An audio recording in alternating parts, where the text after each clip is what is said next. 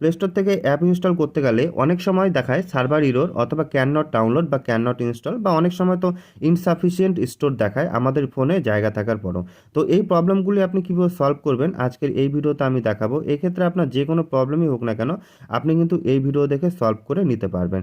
তবে ভিডিওটি শুরু করার আগে আপনি যদি আমাদের চ্যানেলে নতুন হয়ে থাকেন অবশ্যই আপনি আমাদের চ্যানেলটি সাবস্ক্রাইব করে বেল আইকন প্রেস করে রাখবেন এই ধরনের ভিডিও পাওয়ার জন্য এবং টাকা ইনকাম করার বিভিন্ন টিপস এবং অ্যাপ সম্পর্কে জানার জন্য। তো চলুন শুরু করা যাক। তো প্রথমেই আপনাদের যেটা করতে হবে আপনাদের ফোন থেকে চলে আসতে হবে প্লে স্টোরে। প্লে স্টোরে আসার পর আপনি ওপর দিকে যে আইকনটা দেখতে পাচ্ছেন আপনার জিমেলের আইকন, সেখানে আপনি ক্লিক করে নেবেন। সেখানে ক্লিক করে নিলে পেয়ে যাবেন হচ্ছে সেটিংস অপশন নিচের দিকে। এই সেটিংস অপশনে আপনি ক্লিক করবেন। সেটিংস অপশনে ক্লিক করলে এখান থেকে আরেকটা অপশন পাবেন আপনি অ্যাবাউটে ক্লিক করলে নিচের দিকে পাবেন প্লে স্টোর ভার্সন।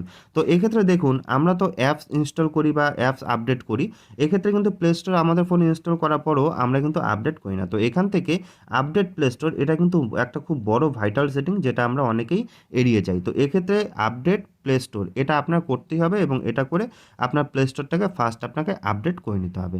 এবার দ্বিতীয়ত একটা জিনিস যেটা কাজ করতে হবে সেটা চলে যাবেন আপনি সেটিংস অপশনে। সেটিংস অপশনে আসার পর এখান থেকে চলে আসবেন আপনি জেনারেল সেটিংসে। জেনারেল সেটিংস থেকে চলে আসবেন অ্যাকাউন্ট অ্যান্ড ডিভাইস পারফরমেন্স এই সেটিংসে। এই সেটিংসে আসার পর আপনার নিচের দিকে কিছু হিস্ট্রি পাবেন, এখান থেকে সবগুলো আপনার ক্লিয়ার করতে হবে। যেমন ক্লিয়ার ডিভাইস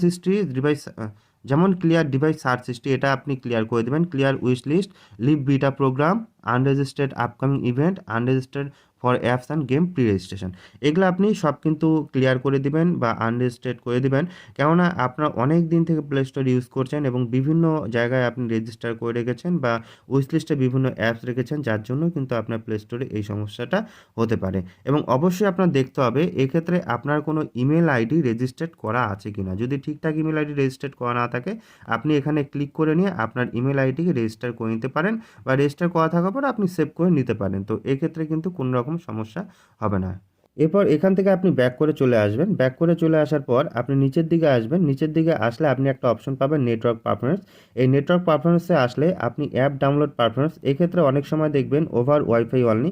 তো এক্ষেত্রে যদি আপনার ওয়াইফাই থাকে তাহলেই শুধু আপনার অ্যাপ ইনস্টল হবে। আপনি যদি ইন্টারনেট কানেকশনে অ্যাপ ইনস্টল করতে চান তাহলে কিন্তু হবে না। আবার আপনার যদি ওভার এনি নেটওয়ার্ক থাকে তাহলে সেক্ষেত্রে কিন্তু আপনি ইন্টারনেট কানেকশন মোবাইল ডাটা দিয়েই হোক বা ওয়াইফাই দিয়ে হোক সব ক্ষেত্রে ইনস্টল করতে পারেন। তো এক্ষেত্রে আপনি ওভার এনি নেটওয়ার্ক এটা করে রাখবেন, তাহলে সেক্ষেত্রে কিন্তু আপনার অ্যাপ ডাউনলোড করতে সুবিধা হবে। তো দ্বিতীয় যে অপশনটা আছে অটো আপডেট, আপনি যদি আপডেট না চান তাহলে ডোন্ট অটো আপডেট এটা করে রাখতে পারেন। তাহলে আপনি নেট অন করলে বা ওয়াইফাই কানেক্ট করলে আপনার অ্যাপস আপডেট হবে না।